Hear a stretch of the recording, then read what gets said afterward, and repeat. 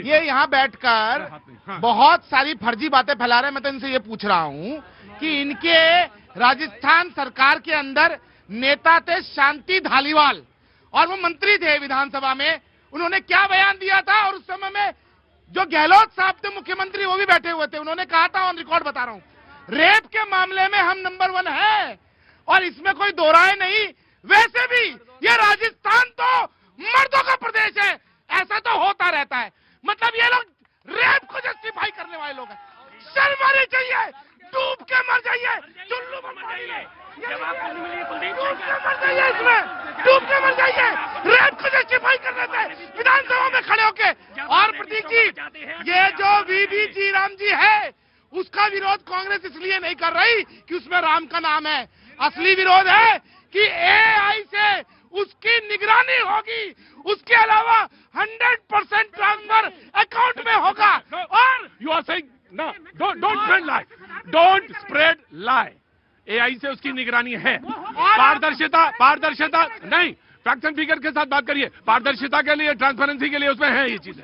और आपको बता दूं, 100 से बढ़ा के 125 दिन और इनके जो मनमानी के हिसाब से जो तय कॉन्ट्रैक्टर से उनको हटाकर ऑनलाइन बिडिंग होगी, ये सब चीजें जो है वो पारदर्शिता लाती है। इसलिए कांग्रेस छाती पीट रही है क्योंकि उसकी मॉनिटरिंग सेंट्रल से होगी। टेकन पॉइंट, सारे लोग बैठेंगे सिवाय इनको छोड़ के, सारे लोग बैठ जाइए क्योंकि वो आजकल आप बिल्कुल आसपास आ जाते हैं टेंशन में। चलो।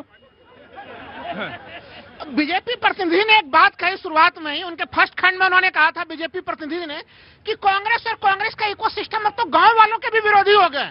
अरे उत्तर प्रदेश में सर एसआईआर चल रहा है और एसआईआर को लेकर 2 ड्राफ्ट सूची है उत्तर प्रदेश में सर।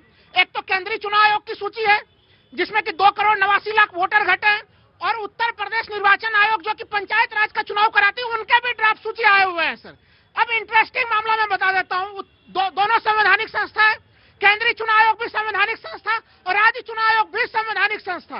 केंद्रीय चुनाव आयोग के अनुसार उस ड्राफ्ट लिस्ट में जो मतदाता सूची है, ग्रामीण मतदाता सूची, वो है उनकी संख्या 9 करोड़ और राज्य निर्वाचन आयोग के अनुसार उनकी संख्या है 12 करोड़ 70 लाख। एक मिनट, ये जो पहली वाली है, जो केंद्र वाली है, सेंट्रल वाली, उसकी अपडेशन है या जो पुरानी वाली किस आधार पे, किस ईयर पे ली गई है? पंचायत वाली, वो भी मुझे बताइएगा।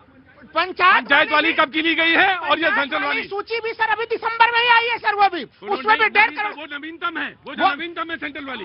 नहीं, मैं दोनों ही नवीनतम है सर, दोनों नवीनतम है अभी। और मैं एक चीज बता दूं, इसमें अंतर आ रहा है लगभग 3.5 करोड़ की। अभी पिछले साल जब ब्रिटेन में चुनाव हुए थे, वहाँ पे मतदान में भाग लेने वाले लोगों की संख्या थी सर। एक सवाल ये है कि अगर इसमें संदेह है, चाहे वो नवीनतम हो चाहे वो पुरानी, चुनाव तो नए हैं, ये सवाल बनता है कि आप अगर चुनाव करवा रहे हैं तो वो तो नया है, जो चुना जाएगा वो तो नया है।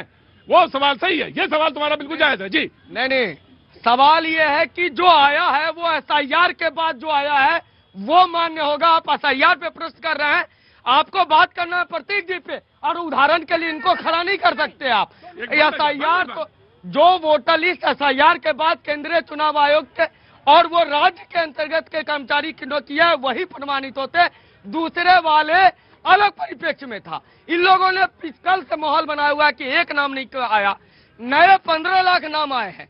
चुनाव आयोग ने एसआईआर कर दिया, फॉर्म दे दिया, फॉर्म ले लिया। अब आप नेताओं की जिम्मेवारी है, कलब का कीर्ति का वो जो कुर्ते का क्रीच है छोड़ो, गांव पे जाओ, बूथ पे जाओ, अपने नाम जुड़वाओ।